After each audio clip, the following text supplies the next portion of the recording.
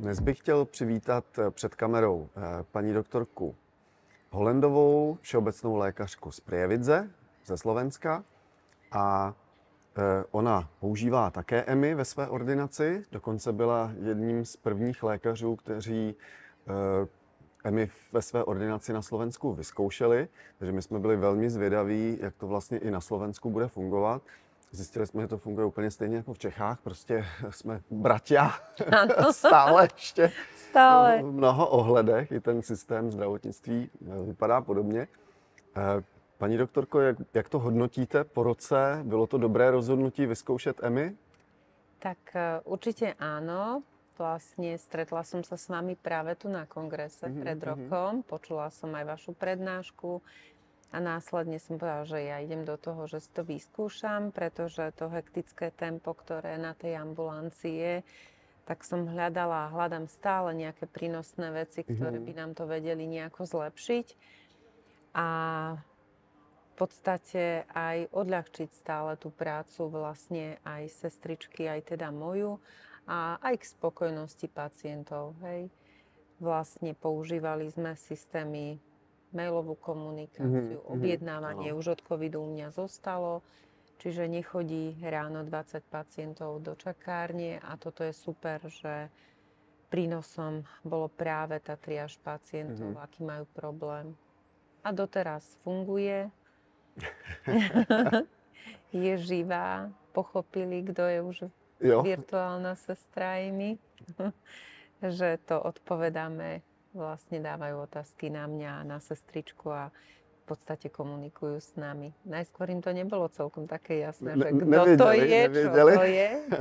Mně se taky stalo, že přišli pacienti do ordinace a ptali se. Skúša na nich.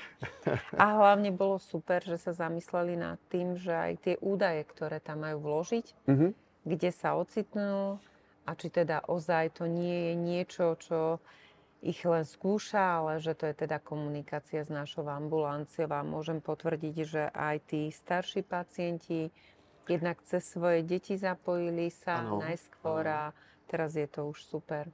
Jo. To se často setkávám s tím, že já nevím a v té mé ordinaci mám tam mnoho seniorů, takže vy máte zkušenost, že teda u těch seniorů, že to používají Áno. Přímo oni? Priamo. Mám aj takých, čo priamo sú zdatní počítačovo, ale teda zapojili aj komunikáciu s deťmi a v podstate využili ten systém u nás objednávania liekov, ale aj riešenia nejakého problému. Takže má to opodstatnění prostě i ano. u té péče o ty seniory a není potřeba se toho nějakým způsobem obávat. Vy jste zmínila, že jste používala e-maily. Ano. Jaký třeba vnímáte největší rozdíl mezi e-mailovou komunikací a komunikací pacientů přes EMI? V podstate hneď od začiatku sme stopli mailovú komunikáciu a dali sme odkaz na EMI. To bol taký ten prvý krok, ktorý bol veľmi dobrý a prestala som v tom čase rázným krokom používať maily a museli sa nalogovať na tú e-mailovú komunikáciu s EMI. S tým ale, že to triedenie v tom maili nebolo. Mne prichádzal jeden mail za druhým a ja som jednoducho to nevedela rozlíšiť, čiže som musela prečítať pracne takto. Už podľa jednotlivých tých ikoniek viem, že čo asi viem vyselektovať, čo by bolo pre mňa ASAP, že to tí pacienti už správne a po tom ročnom používaní už ozaj si vedia vybrať, že čo do toho dajú a čo od nich očakávam, lebo už aj tie otázky sú také rovnaké, že v podstate aj pri ochorení, ak už niečo používali, napíšu, čo doteraz užívali a či očakávajú návštevu, alebo sa spojíme. Ja im aj zvyknem, keď v priebehu teda tej práce si myslím, že to nie je hneď na návštevu, tak im napíšem, buď sa im ohlásim, alebo budeme komunikovať neskôr. Takže dá sa to takto. Takže používáte EMI i na takové jako telemedicínské konzultace? Áno, určite áno. A zlepšuje vám to? Určite áno, jednak je to o tom, že tá komunikácia telemedicíny dá sa pracovať s tým medicínskym softvérom, presne si to vlastne, tú komunikáciu preklopím do zdravotnej dokumentácie, čiže je to aj pre poisťovňu transparentné. Jo, že máte vlastně zdokumentovanou. Áno, áno. A vy jste si předtím dokumentovala, třeba přepisovala ty e-maily? ale tiež to je neprehľadné. Jasne. A vlastne tu, aj keď sa dostanem cez tie zdroje k tým požiadavkám, som si nevymyslela to. Hej, čiže pekne v podstate viem im ako dokázať takisto, že Jo. tam tá komunikácia je keby niečo. Jo. No. No a sestřička, jak se s tím zžila? Nebo jaké to pro ní bylo začít Ja mám používat EMI? technicky zdatnú sestričku, Výborne. aj komunikatívnu, takže si myslím, že nebol to taký veľký problém. Len čo sme zaviedli, a to v podstate už bola od nás taká iniciatíva, že naši pacienti sa veľmi s nami chcú rozprávať a chcú s nami aj písať. Áno. Čiže ich bolo teda aj veľmi veľa, tých dotazov. Áno. Tak vlastne komunikujeme v čase ordinačných hodín a dokážeme zapínať o tej 7, keď do ambulancie prichádzame a vlastne vypíname ju po ordinačných hodinách. Aha. Toto ešte, ten krok vlastne sme spravili, že sme aktívne v čase ordinačných hodín. A neprídem ráno a tých 40 alebo 30-40 požiadaviek, ktoré si zmysleli v noci a považujú ich za ASAP, tak určite, ak vydržali do rána, tak to na mňa odkomunikujú ráno a aj toto je taká ochrana, aby ma to nezavalilo. Jo, takže ste to vyřešili tímhle s tím způsobem. A sme na to tak zvyknuté, už som ma pýtala, už je Amy zapnutá? Jo. Keď nejde ráno, keď som ja skôr, tak už je Amy zapnutá. Bolo by super, to sme sa bavili. Áno. Že by sa to tým jedným klikom tie naše požiadavky dali zapnúť. Určitě na EMI stále pracujeme Ano, a vylepšujeme a jsme i hrozně rádi za zpětnou vazbu od lékařů, protože vlastně některé věci skutečně vymysleli teprve lékaři. Jak to používají ve své ordinaci a vy jste třeba jedním z lékařů, který přišel s tímto nápadem. No za mňa je to fajn, lebo ja odchádzam a v podstate viem, že toto mám vybavené a nejak ma to netrápi, ako tie maily že som stále pozerala, takže viem, že do tej Amy sa mi nedostanú.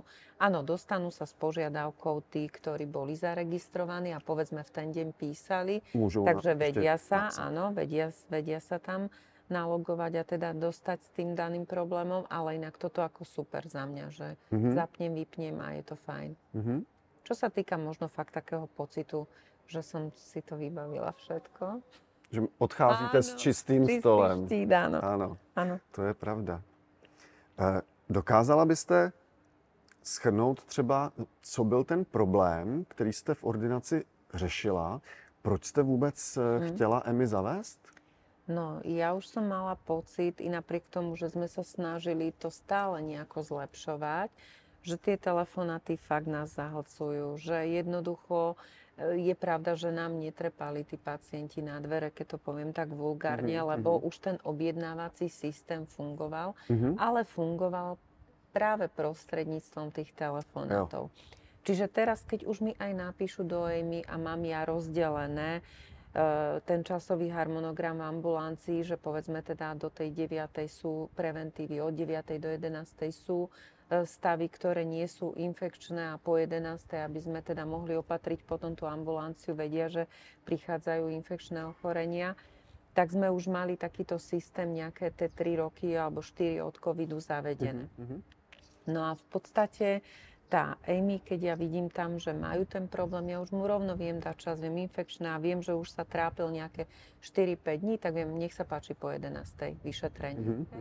Alebo o 11. 11:15. Čiže ja už mu z hľadiska toho môjho časového horizontu to tam viem napísať a už vybavené. A viem, že sa stretne, on jednoducho má ten svoj presný čas. Že vy vlastne nabízíte termín, ale nemusíte kvôli tomu volať. Áno. Ale... Čiže odľahčila sa tá komunikácia vlastne aj u tej sestričky mojej fyzicky v ambulancii.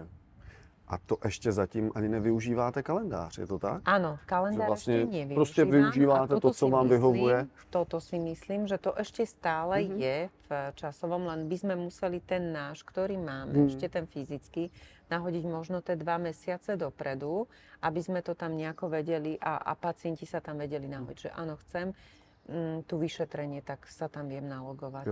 Je infekčné, alebo teda má ochorenie dýchacích ciest, jasne zadefinované. Tak to tam jede. Takže pořád je před vámi ještě co objevovat. Áno, určite teraz myslím, že tá hlasová služba, to by sme chceli Aha, vyskúšať. aha. Nejakým spôsobom to už si dohodnem, to stretnutie. Mhm. Toto zase si myslím, že sa posunieme. No, určitě, samozřejmě, to vyzkoušejte. Pro mě je to furt, musím říct, takové sci-fi. Jako to, že pacient prostě mluví s robotem a Ano. ten robot opravdu si s ním povídá.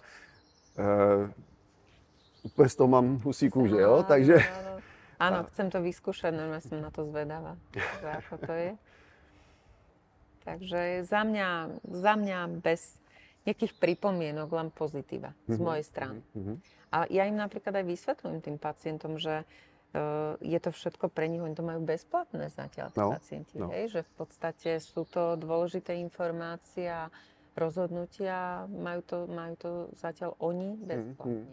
Já vím, že na Slovensku jsou jiné systémy, které třeba k tomu přistupují jiným způsobem, že vlastně ten pacient si hradí komunikaci s lékařem. A já bych se právě obával toho, že to učiní určitou bariéru v tom, že ne každý pacient bude potom ochotný využít tu službu. Ano. Máte tu zkušenost, že vlastně tím, že EMI je... si myslím, že je problém tiež. Nabídneme jako všem pacientům. Áno. Takže vlastně odstraníme tu bariéru. Toto je tá bariéra, ja som si prevzala to na seba zatiaľ v tomto smere a mne to pomohlo, takže ja zatiaľ to chcem riešiť takto, keď bude vhodné iné riešenie zo strany a očekneme to, len tiež sa obávam, že mnohí pacienti by zase išli inou cestou. No. V zmysle, že možno by sa nám kopili tie telefonáty a to zase by nebolo celkom vhodné. Aj to tiež si vlastne koľkokrát aj spätne človek zavolá, odpíše im všetko. Paní doktorko, to zní velmi dobře. Moc děkuji za vaši zpětnou vazbu na fungování EMI ve vaší ordinaci. Chtěla byste něco vzkázat vašim kolegům, všeobecným lékařům na Slovensku, aby třeba, kteří mají ten problém, že jsou zahlceni telefonáty, e-maily nejsou bezpečné, jsou zahlceni e-maily? Ja len asi toľko by som chcela odkázať, že by som išla do toho určite ešte raz, aj druhý raz, aj tretí raz, pretože mne to veľmi pomohlo v podstate v organizácii práce, v uľahčení práve redukcii tých telefonátov a vlastne k takej asi aj vlastnej spokojnosti a myslím si, že aj spätná väzba od tých pacientov je pozitívna, že si na tú našu aj my zvykli. Ďakujem pekne. Já taky moc děkuju. Děkuju vám za tu důvěru, děkuju vám i za ten rozhovor a přeju vám, aby vám EMI dělala jenom radost, aby vám pomáhala skutečně tak jako doteďka v ordinaci a abyste si mohla užívat vaší práci, medicínu, která je krásná. Ďakujem pekne, ďakujem.